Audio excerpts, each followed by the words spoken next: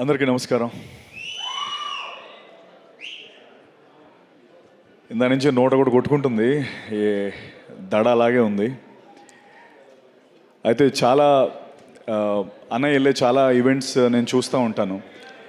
అక్కడ డైరెక్టర్స్ కానీ, యాక్టర్స్ కానీ, ప్రొడ్యూసర్స్ కానీ. అయితే ఒకటి ముఖ్యంగా సుమగారికి నేను థ్యాంక్స్ చెప్పాలి. సుమగారు థ్యాంక్ యూ వెరీ మచ్. అన్నయ్య నా ఎదురుగా లేకుండా కొంచెం వెనకాల పెట్టి నన్ను సేవ్ చేశారు. నేను కొంచెం టెన్షన్ లేకుండా మాట్లాడచ్చు. అయితే చాలా చాలా ప్రీ రిలీజ్ ఈవెంట్స్లో డైరెక్టర్స్ కానీ, యాక్టర్స్ కానీ మాట్లాడేటప్పుడు ఏం మాట్లాడాలో తెలియట్లేదు అని అనేవారు. అదేంటి అన్నయ్య ఈవెంట్కి వస్తే ఏం మాట్లాడాలో తెలియకపోవడం ఏంటి, ప్రాక్టీస్ చేస్తే మాట్లాడేవచ్చు కదా అనుకున్నాను. లాస్ట్ 4 రోజుల నుంచి నేను ప్రాక్టీస్ చేసింది ఐపీఎస్ ఐఏఎస్ అయ్యి ఉంటే నిజంగా ఈ పాటి కలెక్టర్ కమిషనర్ అయ్యేవాడిని. అయినా ఇప్పటికీ నాకు వచ్చిన ఫస్ట్ మాట ఏం మాట్లాడాలో తెలియట్లేదు. ఐ థింక్ అది అన్నయ్య ఆరా అలాంటిది. ఎంత ప్రిపేర్ అయినా ఆయన ఎదురుగా ఉన్నప్పుడు నోట్లోంచి మాట రాదు. అన్నయ్య మామూలుగా సినిమాలు రిలీజ్ అయిన తర్వాత హిట్ అవుతాయి. నేను ఆనెస్ట్గా చెప్తున్నాను, మా సినిమా ఆల్రెడీ హిట్టే. మీరు ప్రీ రిలీజ్ ఈవెంట్ రావడం మా సినిమా చాలా పెద్ద హిట్. అది మా టీం అంతా మేము నమ్ముతున్నాం.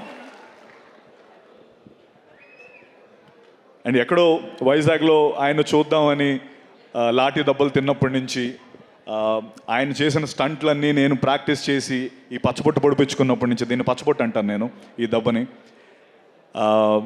తర్వాత ట్రైన్కి హైదరాబాద్ వచ్చి ఇక్కడ అన్నీ ట్రై చేసుకుంటూ కింద మీద పడుతూ సినిమాల్లోకి ఎలాగైనా ఉండాలని వస్తున్న మా అందరికీ అన్నయ్య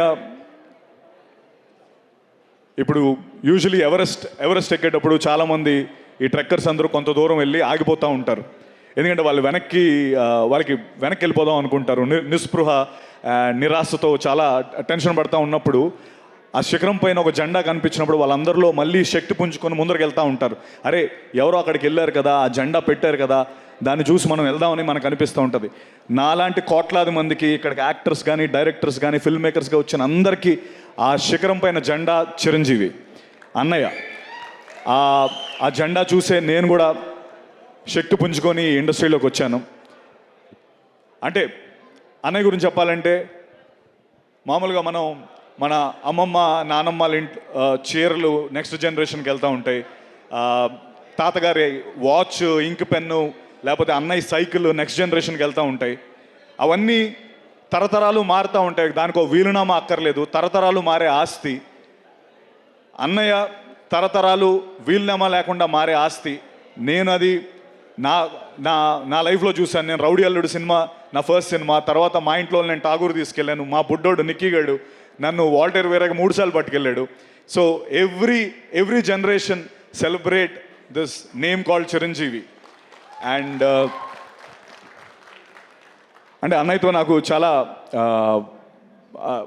నేను చాలా దగ్గర నుంచి అన్నయ్యని ట్రావెల్ అయ్యాను. అయితే అంటారు కదా, నెవర్ మీట్ యువర్ హీరోస్ అంటారు. అది ఒక సేయింగ్ ఉంది, నెవర్ మీట్ యువర్ హీరోస్. ఎందుకంటే దూరం నుంచి మనం అభిమానించి ఆదరించే మన హీరోస్ దగ్గరికి వెళ్ళేటప్పుడు వీళ్ళు కూడా మనుషులేనా అని అనిపిస్తూ ఉంటుందని దాని గురించి చెప్పిన సేయింగ్. నేను టేక్ మై వర్డ్ అండి, నేను అన్నయ్యని అట్లీస్ట్ ఒక 100 సార్లు కలిసి ఉంటాను. ఆయన he's definitely 100 times then what he is on the screen. అన్నయ్య 100 రెట్లు గొప్ప వ్యక్తి. అండ్ దానికి ఆయన దగ్గర నుంచి చూసే చాలామంది చెప్పే మాట ఇది. అంటే భయ్య ఒక్క నిమిషం, ఇక్కడ ఏదో జరుగుతుంది, నేను అసలే టెన్షన్లో ఉన్నాను, మళ్ళీ మీరు. థ్యాంక్ యూ అన్నయ్య, thank you for setting the Indian film standards so high. నేను అంటే మీ డాన్సులు చూశాను, మీరు డూప్స్ లేకుండా స్టంట్స్ ఇవన్నీ చూసి సినిమాల్లోకి వద్దాం. నాకు మిమ్మల్ని చూసిన తర్వాత నిజంగా నాకు చాలా భయం వేసింది. ఎందుకంటే బాలచంద్ర గారు అన్నట్టు he's a combination of Rajinikanth and Kamal Haasan అని ఒక లైన్ ఉంటుంది. అది ఎందుకంటే నువ్వు ఇక్కడికి వస్తే మీడియోక్రిటీతో రాకు, హార్డ్ వర్క్ అండ్ సిన్సియారిటీ అనే 2 ఎలిమెంట్స్ని గుండె నిండా నింపుకొని రా. ఊరికి ఏదో వచ్చేస్తాను మీడియోక్రిటీగా ఇక్కడికి వస్తానని వచ్చేవాళ్ళు రావద్దు అని చెప్పి ఇండియన్ ఫిల్మ్ స్టాండర్డ్స్నే ఒక పెద్ద పొజిషన్లో పెట్టిన వ్యక్తి చిరంజీవి గారు. అది ఎవ్రీ ఇండస్ట్రీ, ఇప్పుడు ధనంజయ్ మాట్లాడి ఉండొచ్చు, లేకపోతే బాలా వాళ్ళు మాట్లాడి ఉండొచ్చు, వాళ్ళందరికీ ఒక కామన్ రెస్పెక్ట్ అన్నయ్య అంటే, because he set the bar so high. And thank you very much for that అన్నయ్య. అండ్ జీబ్రా విషయానికి వస్తే జీబ్రా ఫిల్మ్ నాకు ఏ టైంలో వచ్చిందంటే నాకు అందరూ ఇండస్ట్రీకి అందరూ ఇండస్ట్రీలోకి వచ్చి ఇక్కడే సెటిల్ అయిపోదామని వస్తారు. అండ్ ఇక్కడే ఎలాగో ఒకలాగా కింద మీద పడి ఇక్కడే సెటిల్ అవుదామని వస్తారు. అయితే ఆ ప్రాసెస్లో నేను కూడా చాలా రోల్స్ చేశాను. చాలా అంటే ఎలాగైనా లైమ్ లైట్లోకి రావాలి, చిన్న రోల్స్ చేసుకుంటూ ముందరకు వచ్చాను.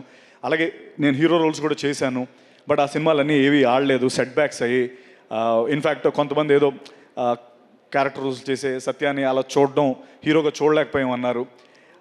నిజంగా చాలా లోలో ఉన్నప్పుడు, అండ్ నేను ఇది ఎప్పుడు ఈ విషయం చెప్పాలి, నేను చాలా లోలో ఉన్నప్పుడు నాకు ఒక లైట్, ఒక దీపంలో వచ్చిన వ్యక్తి అది మెగాస్టార్ చిరంజీవి గారు. అది ఎందుకో చెప్తాను నేను, అది నేను చెప్పి తీరాలి. ఎందుకంటే నాకు 5 ఏళ్ళు ఉన్నప్పుడు అసలు ఎంటర్టైన్మెంట్ అంటే లేకపోతే ఏమీ తెలియని వయసులో ఆయన సాంగ్స్ చూసి ఎంటర్టైన్ అయ్యాను. అప్పుడు చిరంజీవి గారు ఉన్నారు. తర్వాత నా ఇంజనీరింగ్ ఫ్రెషర్స్లో నేను డ్యాన్స్ వేసి నా మిస్టర్ సిఎస్సి 4 years నేనే మిస్టర్ సిఎస్సిగా నేను ఉన్నప్పుడు అన్నయ్య ఉన్నారు. తర్వాత నేను ఇండస్ట్రీలోకి రావడానికి నేను వచ్చేటప్పుడు ఎవరు నా ఇన్స్పిరేషన్ అంటే అప్పుడు అన్నయ్య ఉన్నారు. మా బుడ్డోడు పుట్టినప్పుడు కోవిడ్లో పుట్టాడు, వాడికి ఫస్ట్ గిఫ్ట్ అన్నయ్య ఇచ్చారు, అప్పుడు కూడా అన్నయ్య ఉన్నారు.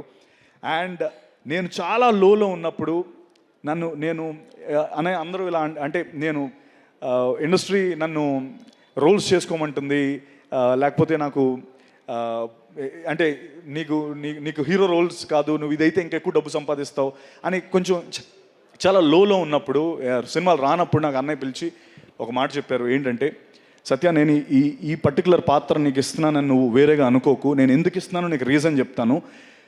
చిరంజీవి ఎదురుగా నువ్వు నించోని ఒక ప్రతినాయకుడి పాత్రలో నువ్వు కనబడితే ఇప్పుడు నువ్వు ఒక 3 తెలుసు, రేపొద్దున 10 మందికి తెలుస్తావు అని, ఇది నీ కోసం నేను చెప్తున్నాను, నువ్వు చేస్తే ఎవరో ఒకళ్ళు అరే చిరంజీవికి ఎదురుగా నించొని బాగా చేశాడని అంటారు, నీకు ప్రొడ్యూసర్స్ వస్తారు, నీకు ఎక్కువ మంది నీకు విజిబిలిటీ వస్తుంది అని నాకు ఆ సినిమా చేయించారు. Trust me, that is the biggest high in my life. God father అనే సినిమా నా బిగ్గెస్ట్ హై. ఎందుకంటే ఈ విషయం నేను చెప్పాలి, ఎందుకంటే నేను గాడ్ ఫాదర్ సెట్స్లోకి వెళ్తున్నప్పుడు కానీ లేకపోతే ఇండస్ట్రీలో చాలామంది వ్యక్తులు కానీ అరే చిరంజీవి ఎదురుగా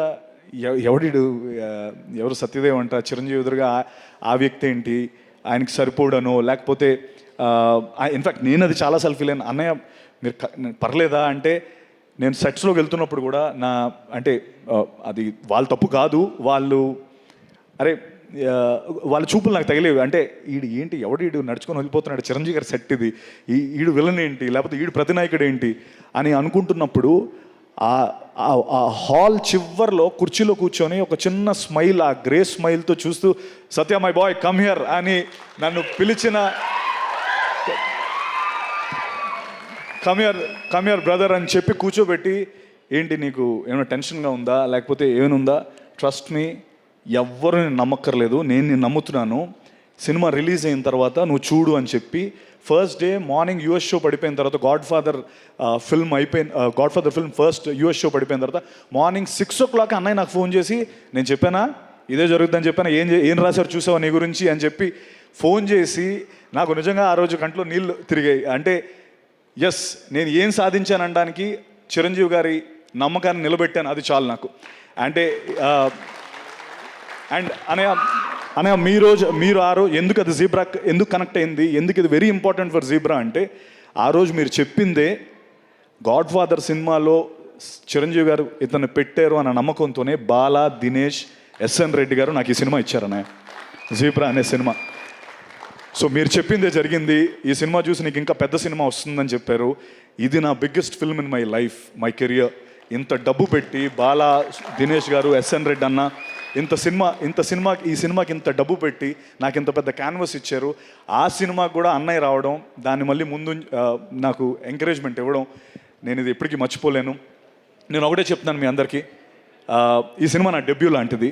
ఎందుకంటే ఇప్పటి వరకు నాకు ఇంత కాస్ట్ కానీ లేకపోతే ఇంత మంచి యాక్టర్స్ కానీ ఇంతమంది టెక్నీషియన్స్ కానీ నాకు ఒక డెబ్యూ ఫిల్మ్కి ఓ హీరోకి దొరికేలాంటి అంత మంచి కాస్ట్ దొరికింది, టెక్నీషియన్స్ దొరికారు. అండ్ నేను ఒకటి ప్రామిస్ చేయగలుగుతాను, ఇప్పుడు వరకు చేశాను, సెట్ బ్యాక్స్ చూశాను, అండ్ అనే ప్రోత్సాహంతో ఈ సినిమా, నేను నిజంగా చెప్తున్నాను, is this zebra is dedicated to అన్నయ్య బికాస్ అన్నయ్య వల్లే నాకు ఈ సినిమా వచ్చింది, అన్నయ్య గారు చెప్పిన మాట వల్లే నాకు ఈ సినిమా వచ్చింది. And thank you. అండ్ నేను చెప్తున్నాను, ఇక్కడ నుంచి నెక్స్ట్ ఫుల్ బాటిల్ అనే సినిమా రాబోతుంది. అందులో నేను ఒక తాగుబోతు క్యారెక్టర్, ఒక ఆటో డ్రైవర్ క్యారెక్టర్ చేశాను.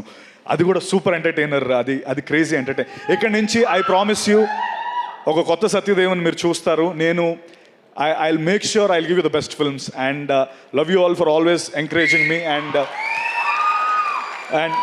And just Bala Dinesh, thank you. ఎంతో దీంతో మీరు మా తెలుగు ల్యాండ్లోకి వచ్చి ఈ సినిమా చేద్దాం అనుకుంటున్నారు. థ్యాంక్ యూ రెడ్ అన్న, థ్యాంక్ యూ వెరీ మచ్. మీ సపోర్ట్ నేను ఎప్పటికీ మర్చిపోలేను. You're the backbone of the film. అలాగే Dhana, my brother, we became so, అంటే ధనా కెరియర్ నా కెరియర్ ఆల్మోస్ట్ ఒకలాగే ఉంటుంది. అండ్ మీ ఇద్దరం దాని గురించి ఎప్పుడు మాట్లాడుకుంటాం. ఇన్ఫ్యాక్ట్ నాకు ఎప్పుడైనా ఇంకా అంటే నా మీదకి ఏదైనా నేను వచ్చిందంటే ఫస్ట్ ధనాకు ఫోన్ చేసి, ధనా నాకు ఇలా ప్రాబ్లం ఉందని చెప్పి అంత క్లోజ్ అయ్యాం. Thank you Dhana. And Eshwar Karthik, definitely buddy. జనరల్గా నా లెవెల్ వరకు వచ్చేటప్పటికి స్క్రిప్ట్స్ అన్నీ ఫిల్టర్ అయిపోతాయి, బట్ నాకు ఫస్ట్ ఈ కథ తెచ్చినందుకు నేను నీకు రుణపడి ఉంటాను Eshwar. Thank you so much.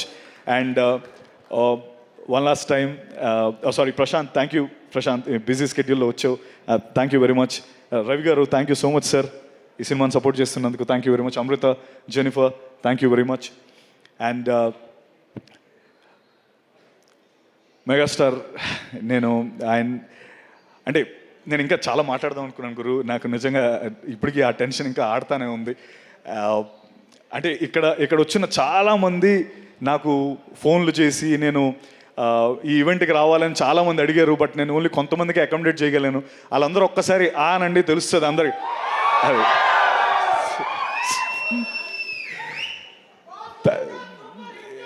Yes, thank you అన్య. I'm always your proud bacha. That's all I can say. Thank you. Thank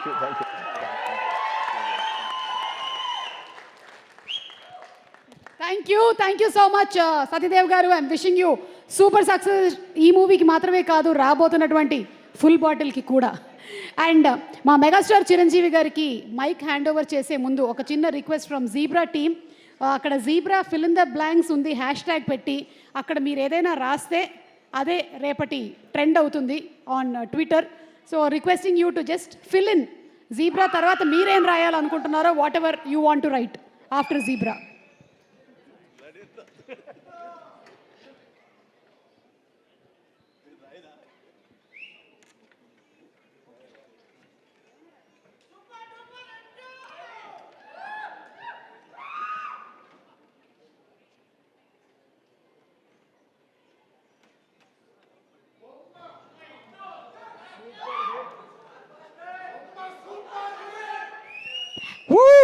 hash Zebra బొమ్మ super hit. Satyadev, congratulations team అందరికి. అరే ఉంచొచ్చు కదా. Sorry Maha, thank you very much. Sorry మర్చిపోయాను. నేను Maha next cinema చేస్తున్నాం. Thank you మహా for always encouraging me. Thank you.